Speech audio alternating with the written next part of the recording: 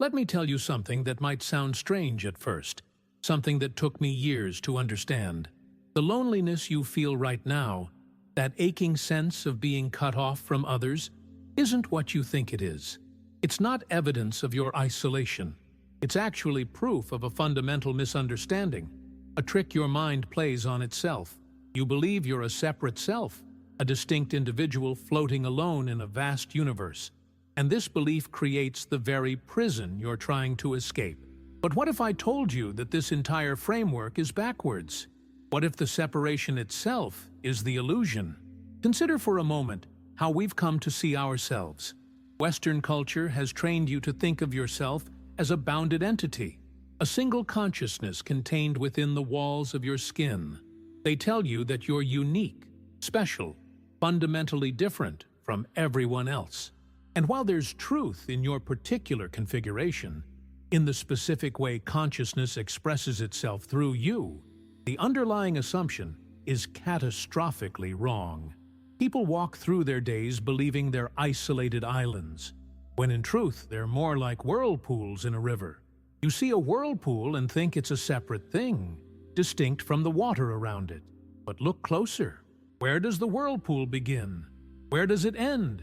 Can you draw a line and say, here the whirlpool stops and the river starts? The whirlpool is a pattern, a process, a temporary configuration of something larger flowing through it. This is what you are, not a fixed, separate entity, but a dynamic process, a pattern of energy and consciousness that emerges from and returns to the larger whole. You're inseparable from everything around you, woven into the fabric of existence itself. The air you breathe was in someone else's lungs yesterday. The atoms in your body were forged in ancient stars. The thoughts in your mind arise from millennia of evolutionary development, from cultural transmission, from millions of interactions with other minds. Where exactly do you begin? Where do you end? The boundaries you think define you are permeable, arbitrary, constantly shifting. I've watched this play out countless times. Someone sits across from me and says, I don't have friends, I'm alone, and I see immediately what's happening. They've had a thought, just words arising in consciousness, and they've taken it as gospel truth. The thought creates a feeling. The feeling creates behaviors, and those behaviors reinforce the original thought. It's a perfectly closed loop, a self-fulfilling prophecy that manufactures the very reality it describes. You think you're friendless, so you feel unwanted, so you withdraw, so you become more isolated, so you think you're friendless. The snake eats its own tail. Consciousness, in a strange twist, creates the separation it then experiences as suffering. But here's the key insight, the thing that changes everything once you truly see it. The thought, I don't have friends, is just that. A thought. It's not reality. It's a mental construction, a story you're telling yourself about yourself. And like all stories, it can be questioned, examined, seen through. When you observe the thought without identifying with it, something remarkable happens. The thought loses its power. It becomes just another passing phenomenon in consciousness, no more real than a cloud passing through the sky. You are not your thoughts. You are the awareness in which thoughts appear. But why does this happen? Why has your culture created conditions where isolation feels natural and connection seems difficult? I can trace it back through centuries of philosophical development, through Descartes' splitting mind from matter, through the Protestant emphasis on individual salvation, through capitalism's atomized economic actors. You've inherited a worldview that treats individuals as the fundamental unit of reality. Everything in your society reinforces this. Your education system tests you individually. Your economy rewards individual achievement. Your psychology pathologizes collective identity. Even your spirituality, when you have any, focuses on personal growth, individual enlightenment, private salvation. The result? You live in a world where people feel naturally separate, where reaching out feels like crossing a vast distance, where authentic connection requires enormous effort. They've made the unnatural seem natural, and the natural seem strange. I see it everywhere. Young people especially, growing up in digital environments that simulate connection while preventing true intimacy. They have hundreds of friends online, but feel desperately alone in their rooms. The technology promises to bring us together, while actually keeping us at arm's length, mediated through screens and algorithms, always performing for invisible audiences. The infrastructure of modern life is designed for efficiency, not for human flourishing. Cities are built for cars, not for people to gather. Workplaces are optimized for productivity, not for meaningful relationships. Even homes are shrinking, becoming private fortresses where families retreat from the world rather than nodes in a larger community network. And beneath all this, beneath the cultural programming and the technological mediation and the philosophical assumptions, there's something even deeper. There's a terror that most people spend their entire lives avoiding. It's the fear of being fundamentally alone in an indifferent universe, of being a tiny consciousness flickering briefly in an infinite void, of mattering to no one and nothing. This fear is so overwhelming that people do anything to escape it. You distract yourself with work, with entertainment, with substances, with endless scrolling through other people's curated lives. You build elaborate structures of meaning to convince yourself that you matter, that you're connected, that you're not utterly alone in the cosmic darkness. I remember sitting with this terror myself, years ago, feeling it fully without any escape. It was like staring into an abyss, feeling the weight of infinite space pressing down on my tiny existence. The temptation to look away was enormous, but I stayed with it. I let it wash over me, and something unexpected happened. The terror transformed. When you stop running from it, when you face it directly, you discover that the abyss isn't empty. You're not separate from it. You are it, looking back at itself. The universe isn't indifferent to you because you're not separate from the universe. You're one of the ways the universe experiences itself. But here's what I've discovered, what I need you to understand. The terror itself is based on the same illusion as the loneliness. You're not a separate consciousness somehow trapped in a universe that's foreign to you. You're not an accident, not an intruder, not separate from the whole. Let me show you something different. Authentic relationships don't emerge from neediness or lack. They don't come from desperately seeking someone to fill the void inside you. Connection arises when you recognize your own completeness, when you approach others not from desperation, but from abundance, not because you need them to complete you, but because you want to share the fullness of your being with the fullness of theirs. Think about it. Have you noticed how neediness repels people?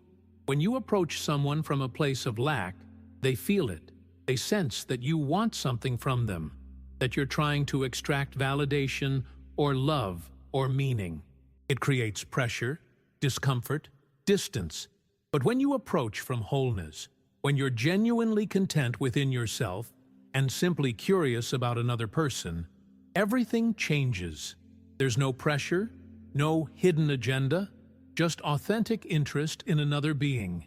This is magnetic. People are drawn to those who are complete within themselves, who don't need anything but are open to everything. Now, pause for a moment. Really pause. If you're watching this, if these words are resonating with something in you, I want you to do something. Take the next 10 seconds and feel into your own completeness, not as an intellectual idea, but as a lived reality. Feel the aliveness in your body, the awareness behind your eyes, the vast space of consciousness that you are. And if this perspective is opening something in you, if you want to explore these ideas further, subscribe to this channel. Not because I need you to, but because you might find value in continuing this conversation. Share in the comments one word that describes how you're feeling right now. Just one word. No explanation needed. Let's create a map of where we all are in this moment. There's a concept in Zen Buddhism called shunyata, usually translated as emptiness. But emptiness doesn't mean nothingness. It means empty of separate, independent existence. When they say there is no fixed, separate self, they're pointing to the same insight. You are not a thing, you are a process, a verb rather than a noun, a flowing rather than a container. And if you're not a separate, fixed self, then connection isn't something you have to achieve. Connection is your natural state. You're already connected to everything, always have been, always will be. Loneliness is what happens when you believe the story of separation.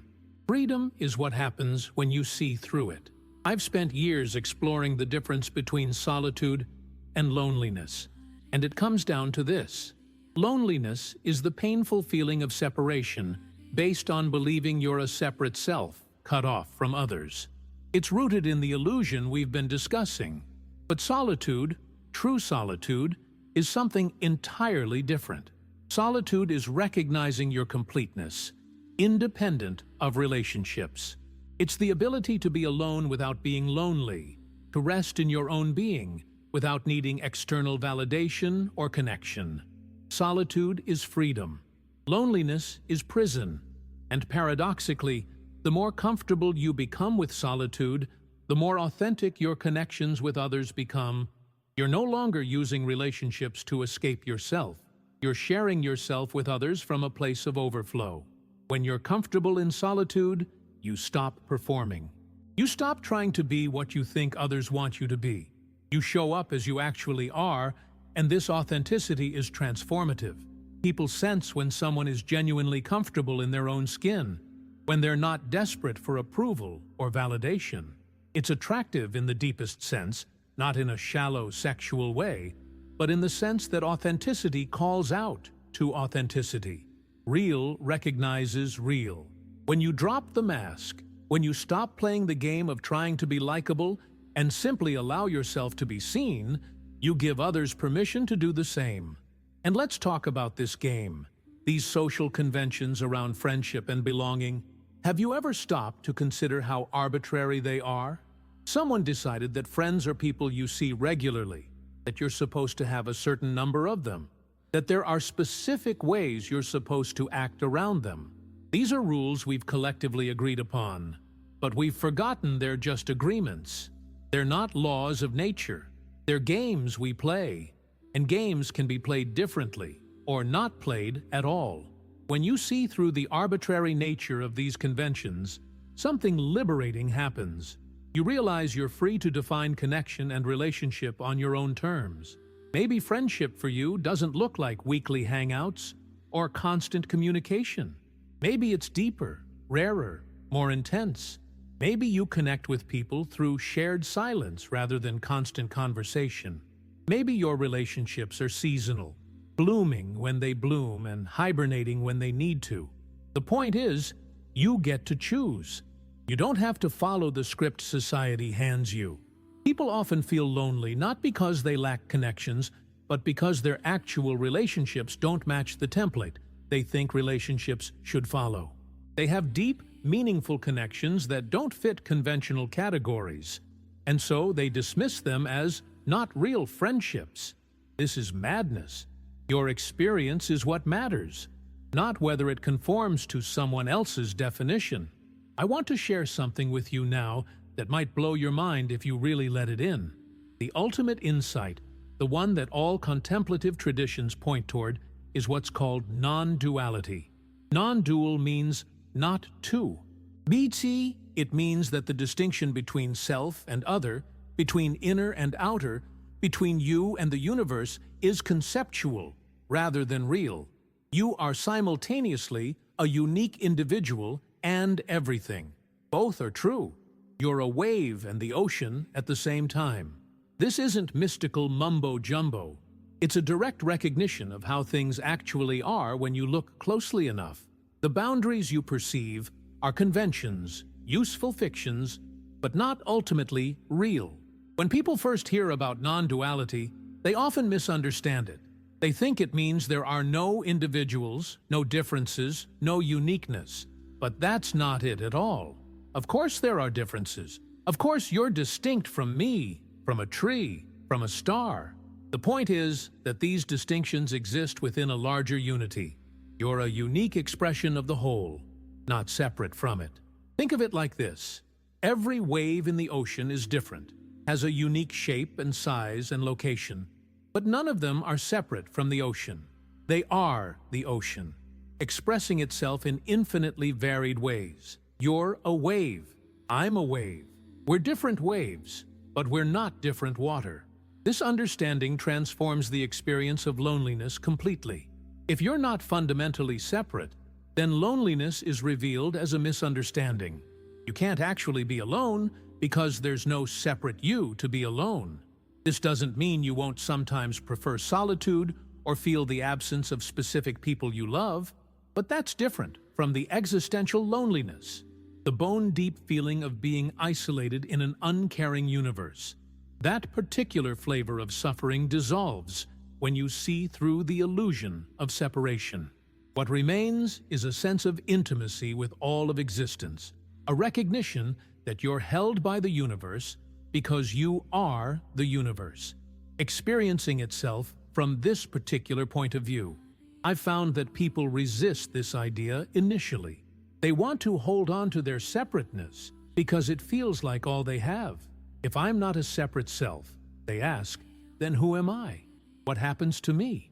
And this is the beautiful paradox. You don't lose yourself when you see through the illusion of separation.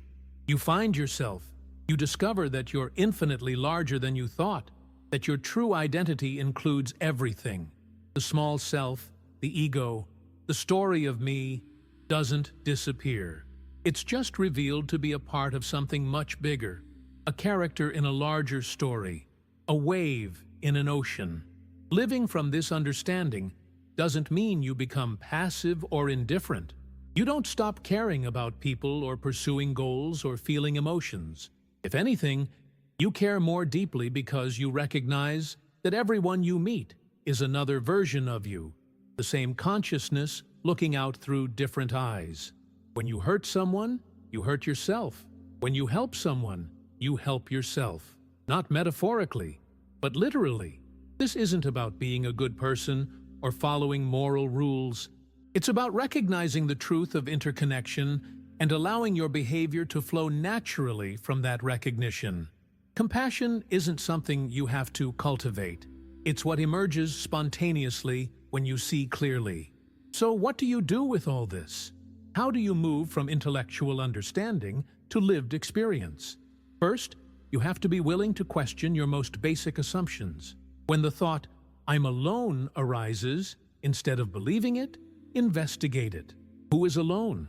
Can you find this separate self that's supposedly isolated? Look for it. Really look. You'll find thoughts, feelings, sensations, but you won't find a solid, separate entity. You'll find a flow, a process, awareness itself, but not the fixed self the thought assumes exists. This investigation, done repeatedly and sincerely, begins to loosen the grip of identification. You start to recognize that you're not the limited self you thought you were. Second, practice being with aloneness directly, not distracting yourself from it, not running away, but sitting with it, feeling it fully. What is this feeling actually made of? When you strip away the story about it, what remains? You'll find that the raw sensation of loneliness, without the narrative overlay, is just energy moving through the body. It's not good or bad. It's just sensation. And sensation, when you meet it with awareness rather than resistance, transforms. The pain doesn't necessarily disappear, but your relationship to it changes. You're no longer a victim of your feelings. You're the space in which feelings arise and pass away. Third, start experimenting with approaching people from wholeness rather than neediness. Notice the difference. When you're desperate for connection, you're tight, grasping, and it shows. When you're resting in your own completeness, you're relaxed, open, genuinely curious about others without needing anything from them. This shift in energy is palpable. People respond differently. Not everyone, not always, but often enough that you'll start to see the pattern. And more importantly, you'll feel different. You'll stop abandoning yourself in relationships, stop contorting yourself to fit what you think others want, and start showing up authentically. The journey from loneliness to connection, or more accurately, from the belief in separation to the recognition of wholeness, isn't linear. You'll have insights and then forget them. You'll see clearly and then fall back into old patterns. This is normal. This is the process. Be patient with yourself. The conditioning that creates the sense of separation has been reinforced for your entire life, maybe for your entire culture's history. It doesn't dissolve overnight, but each moment of recognition, each glimpse of your true nature, weakens the illusion. Over time, the default shifts. Instead of separation being your baseline with occasional moments of connection, connection becomes your baseline with occasional forgetting. And here's something crucial I want you to understand. You don't have to be enlightened to benefit from these insights. You don't have to achieve some perfect state of non-dual awareness or completely transcend the ego. The practical benefits show up immediately, as soon as you begin questioning the assumption of separation.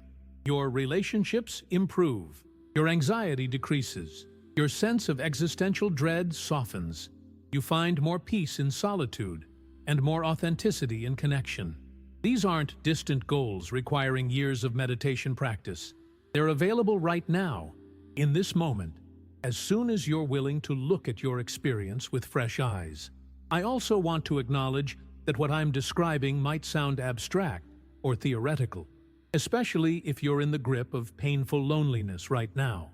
If you're hurting, if the isolation feels crushing, if you've been trying to connect and failing, this might feel like cold comfort. I understand. I've been there. The philosophical perspective doesn't immediately remove the pain, but it does provide a framework for understanding the pain differently. And that understanding, over time, genuinely helps. It's not about bypassing your feelings or spiritually bypassing your legitimate needs for human connection. It's about seeing the deeper truth beneath the surface pain and letting that truth gradually transform your experience. Real connection does matter. Having people in your life who see you, who get you, who you can be authentic with, this is important. I'm not saying it isn't. What I'm saying is that the desperate quality of neediness, the sense that you're incomplete without others, the belief that you're fundamentally alone in a hostile universe, these things actually prevent the genuine connection you're seeking. They create the very isolation they fear. When you release them, when you recognize your inherent completeness and interconnection with all of existence, you paradoxically become more capable of forming real relationships. You're no longer trying to use other people to fill a void. You're meeting them as whole, meeting whole. Presence meeting presence.